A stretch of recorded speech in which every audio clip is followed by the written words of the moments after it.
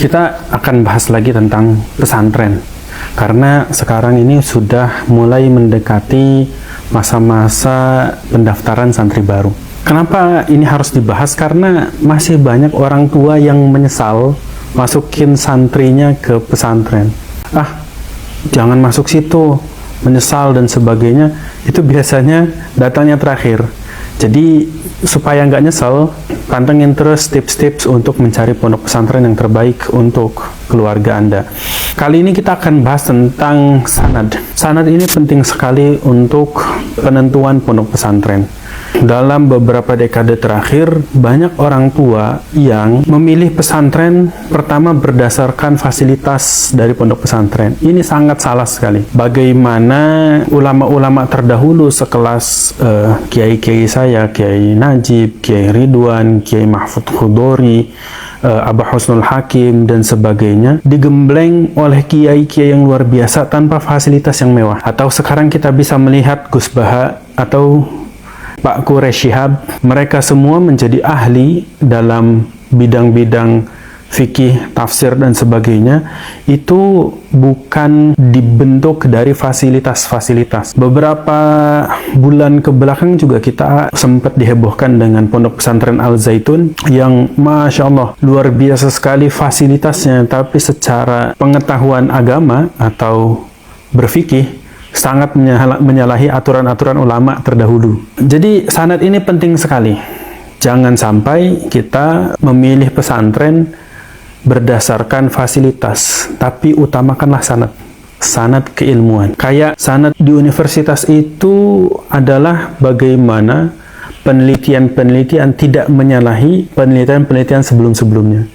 Atau skripsi-skripsi, tesis, disertasi yang dibuat itu tidak boleh melangkahi penelitian-penelitian sebelumnya. Sama halnya dengan sanad. Sanad itu adalah mata rantai ilmu pengetahuan yang bersambung sampai Kanjeng Nabi Muhammad SAW. Jadi setiap orang yang mengajarkan ilmu agama bagi kami itu harus memiliki sanad, baik dalam ilmu qiraat, baik dalam ilmu fikih, ilmu tafsir, ilmu tasawuf, dan sebagainya, harus memiliki sanad. Kenapa?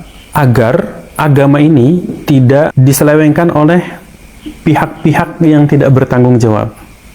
Kalau kata Gus Baha mengatakan, ya agama ini kan milik Allah, dan yang paling mengerti apa yang dimaksud oleh Allah adalah ilmu yang disampaikan oleh Nabi Muhammad SAW. Dan ilmu itu terus dijaga sampai hari ini. Kalau ada yang bilang jangan lihat dari para ulama, langsung saja ke Al-Quran dan hadis.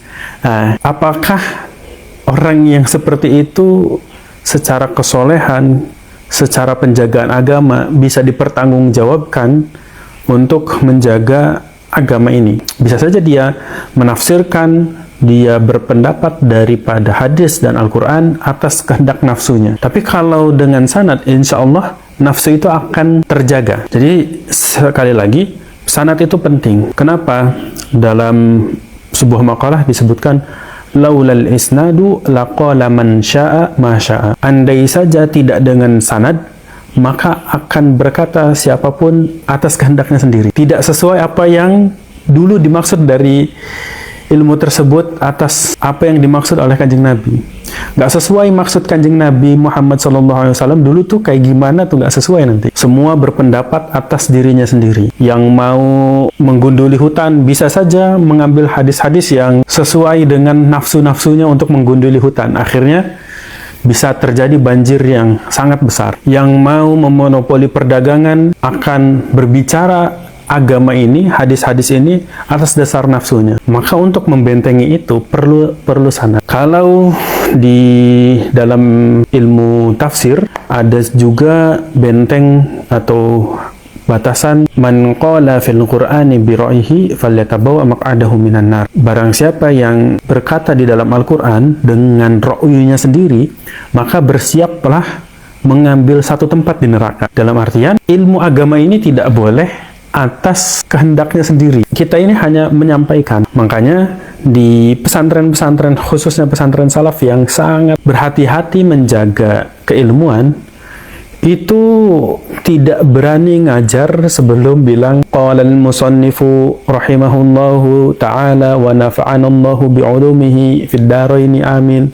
Misalkan seperti itu. Itu kenapa? Karena itu menyandingkan ilmu yang dia ucapkan bukan perkataan dia, tapi perkataan apa yang ditulis di dalam kitab-kitab fikih, kitab-kitab tasawuf dan sebagainya. Jadi sanad ini penting sekali, sangat penting sekali untuk ibu bapak bisa menentukan anak saya nanti akan menjadi apa. Bahkan karakteristik dari seorang kiai itu akan terbawa kepada murid-muridnya. Jadi harus dilihat bagaimana sepak terjang daripada kiainya tersebut. Contoh, abah saya itu murid daripada Kiai Haji Ilyas Ruhyat. Nah, Kiai Ilyas Ruhyat di situ suka sekali tasawuf dan politik. Maka abah saya itu senang sekali politik dan tasawuf. Contoh lagi, guru saya itu Abi Mahfud dan Abah Husnul Hakim adalah orang yang suka tafsir. Maka saya ini suka sekali dengan tafsir. Guru saya Kiai Haji Ridwan M. Nur itu bagi saya ahli tasawuf dan saya tertarik dengan itu, dengan tasawuf dan Al-Quran. Jadi karakteristik pun akan mengikuti. Jadi hati-hati sekali untuk memilih seorang kiai. Nanti kita akan bahas kiai-kiai mana saja yang karakteristiknya sangat istimewa. Tapi sekarang kita akan membahas tentang sanad, bahwa sanad itu penting sekali. Sanad daripada seorang kiai itu terjaga sampai Kanjeng Nabi Muhammad SAW. Sanad Al-Quran Kiai Haji Muhammad Munawir bin Abdullah Rashad Krapyak dari Al-Munawir itu ada sekitar 33 rantai keilmuan untuk bisa sampai ke simbah Kiai Haji Muhammad Munawir Krapyak. Saya akan bacakan di dalam ini kitab yang masyhur sekali, Al-Munawwariyah, kumpulan doa-doa dari Pondok Pesantren Al-Munawir. 1. Simbah Kiai Haji Muhammad Munawir bin Abdullah Rashad Krapyak. 2. Syekh Al-Imam Yusuf Husain Abi Hijr. 3. Al-Imam Sa'id Ibnu Ahmad Antar. 4. Al-Imam bin Abdurrahman Al-Haruni. 5. Al-Imam Muhammad bin Mustafa Abil Izza Ad-Dimyati. 6. Al-Imam Abdullah Lut bin Abdullah bin Ahmad Al-Ghannami. 7. Al-Imam Muhammad Ayyub Lut. 8. Al-Imam Abdul Karim bin Al-Hajj Umar Al-Badri Ad-Dimyati. 9. Al-Imam Ismail Bashdin Al-Mahalli Al-Marhumi. 10. Al-Imam Abi As-Salah Ali bin Muhsin Ar-Rumaili.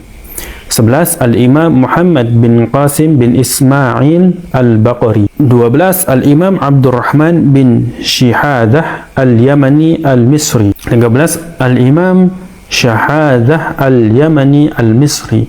14. Al-Imam Nasiruddin Muhammad bin Salim bin Ali At-Tablawi. 15. Al-Imam Abi Yahya Zakaria bin Muhammad Al-Ansari. 16. Al-Imam Ahmad bin Asad bin Abdul Wahid Al-Umyuti.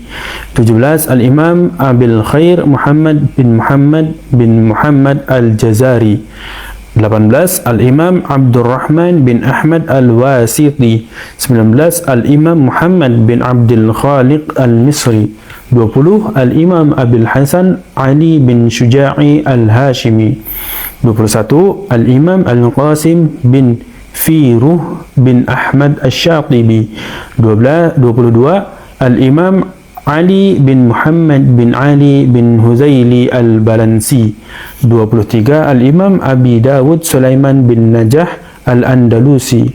24. Al-Imam Abi Umar Utsman bin Sa'id Ad-Dani. 28. Al-Imam Abil Hasan At-Tahir bin Ghalbun. 26. Al-Imam Abil Hasan Ali bin Muhammad Ad-Dariri Al-Hashimi. 27. Al-Imam Abil Abbas Ahmad bin Sahl Al-Ashnani.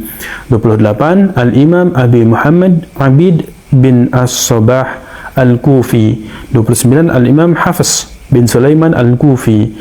30. Al-Imam Asim Abin Nujud Al-Kufi. 31. Al-Imam Abdurrahman As-Sulami Al-Kufi.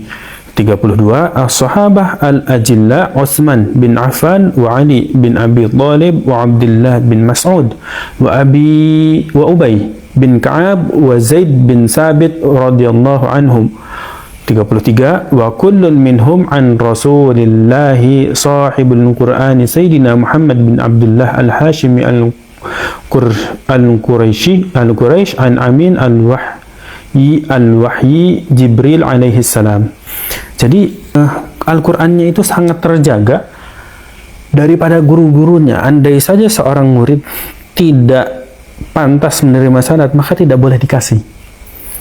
Maka wali santri yang ingin memondokkan anaknya menjadi ahli Quran, carilah pondok-pondok yang kiainya memiliki sanad Al-Quran yang jelas.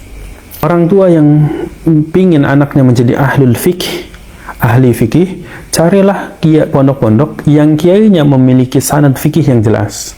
Orang tua yang ingin anaknya menjadi ahlul tasawuf, maka carilah pondok-pondok yang kiainya memiliki sanad tasawuf yang jelas. Contoh, kiai-kiai yang memiliki sanad Al-Quran yang jelas adalah kiai-kiai yang punya hubungan guru dengan Kiai Haji Muhammad Munawir, seperti Kempek, seperti Arjawinangun, seperti Kudus, seperti Pondok Pesantren Pandanaran dan sebagainya. Pondok-pondok yang memiliki sanad fikih yang kuat. Kerapiak juga kuat, Lirboyo, Sarang, Sidogiri dan sebagainya. Hadis yang kuat itu setahu saya Sidogiri, Malang, terus Ciputat itu Darussunnah, sebagainya. Jangan sampai kita terpukau dengan gaya bicara yang hebat, di mimbar hebat, di panggung hebat, menghibur dan sebagainya, tapi sanadnya tidak jelas. Ingat, pondok pesantren bukan tempat pelarian, tapi tempat benar-benar mencari ilmu. Jadi sanad ini sangat penting untuk seorang santri yang ingin mendapatkan ilmu. Bukankah santri adalah orang yang meneruskan ilmu daripada kiainya? Santri itu ada dua, santri administratif, ada santri ruhaniyah. Santri administratif, santri yang sekedar daftar, dia tidak melanjutkan ilmu-ilmu daripada kiainya. Tapi santri ruhaniyah adalah santri yang mendapatkan ilmu daripada gurunya, lalu ilmu itu dia jaga dan dia teruskan kepada murid-muridnya selanjutnya. Itulah santri ruhaniyah. Maka kalau ada santri-santri yang gagal, saya yakin santri-santri itu adalah santri yang tidak mendapatkan sanad dari gurunya, santri yang tidak memiliki ilmu dari gurunya, santri yang tidak mewariskan ilmu dari gurunya. Adapun santri-santri yang sukses adalah santri yang senantiasa menjaga ilmu-ilmu yang dimiliki oleh guru-gurunya. Terima kasih.